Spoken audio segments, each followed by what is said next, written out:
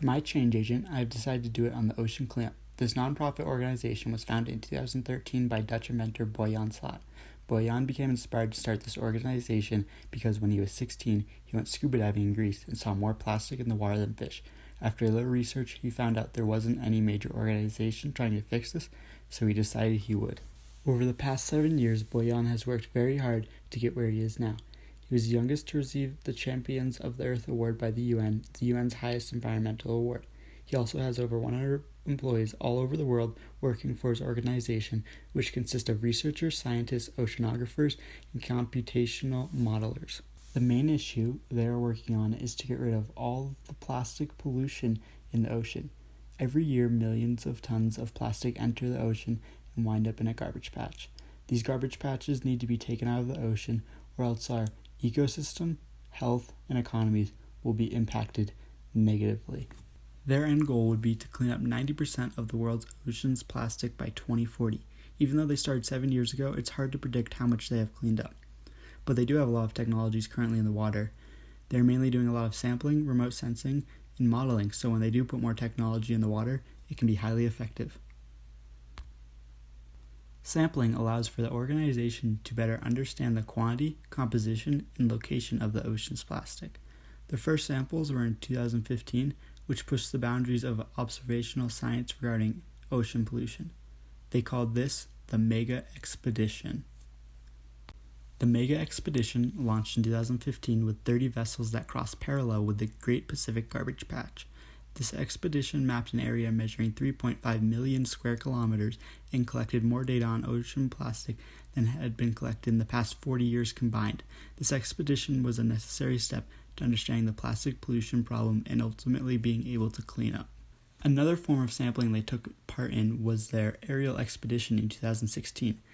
This was the first aerial mapping of ocean plastic in a subtropical gyre. From this, they were able to gain a better insight at how bad the problem there was. 2 years later, when they came out with their study, it stated that there was 16 times more plastic in the area than previously estimated. The aerial expedition also helped the organization with remote sensing. On this expedition, they were able to better detect what ocean debris looked like from an aerial perspective. Now they are working with several agencies to develop technology that can sense plastic pollution from space. This will allow them to get a better understanding of the dispersion of ocean plastic around the globe. Modeling has also helped the organization gather a better understanding of what's in the ocean. In 2017, they gave their first estimate of global plastic emissions from rivers to oceans. They found that over 1,000 rivers are accountable for 80% of global annual emissions, which range from 1 to 2.7 million metric tons per year. The other 20% comes from over 30,000 rivers. One of the main contributors that helped them find this information was their scale model testing in 2015. This testing was very cheap and allowed for them to test many areas of the world just in this one facility. For this, they had researchers go to all parts of the globe and study the currents. They combined this information with the data from the aerial expeditions and were able to conclude where the patches of pollution came from. The ocean cleanup is still in the early stages, mainly doing research and modeling. After researching them, this makes sense because there are a lot of factors that have to go into place before they can put any piece of equipment into the water. However, they have launched a few pieces of technology into the waters to help get rid of plastic pollution. These consist of Prototype 1, Interceptor 2.0, System 1, and System 1B. Prototype 1, also known as the first interceptor, was first launched in October 2017 in South Holland. This location was chosen because of the high flow velocities of water, which allowed for testing of the durability. Prototype 1 is working to test the flow of plastic pollution in the area as well as pick up any debris in the area. This prototype is still in the water today, but is now located in Indonesia. The Interceptor 2.0 was launched in mid-2018 in the Netherlands. The Interceptor 2.0 was able to pick up 6 times more debris than the first Interceptor. It was also much better at staying in areas with larger amounts of debris. The ocean cleanup was much more pleased with the model and believed it could be mass-produced so it could be put to action around the globe. The next piece of technology launched by the ocean cleanup was called System 1. System 1 was launched on September 8, 2018 in the San Francisco Bay Area. During the 4 months, many aspects of the technology were proven, but it was not effectively retaining plastics as well as they have liked. Also, an 18-meter section of the system broke, causing for them to bring it back to shore on January 17, 2019. After pulling System 1 out of the water, the organization decided it was going to need a redesign. What they decided was that the system needed to move through the plastic at a consistent speed to effectively catch the plastic. When the system would slow down, it would lose everything it had caught.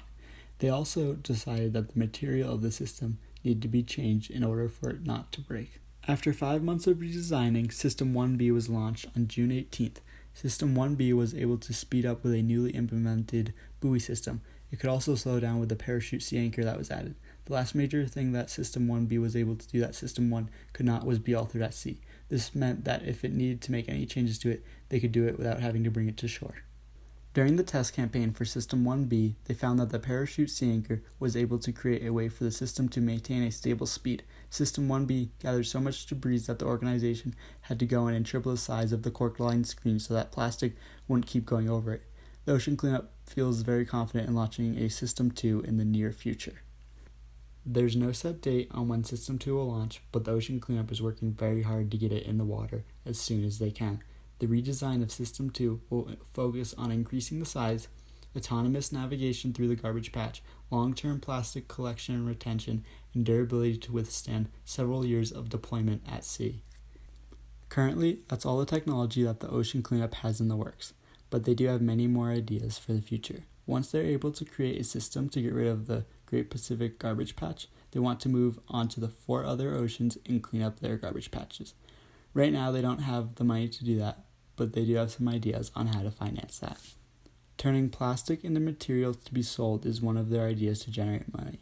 Unfortunately, I couldn't fit that into this presentation. There are actually a lot of things the Ocean Cleanup is doing that I couldn't fit into this presentation. I highly encourage anyone interested in learning more to visit their website to learn more about their innovative technology and strategies. Thank you for listening.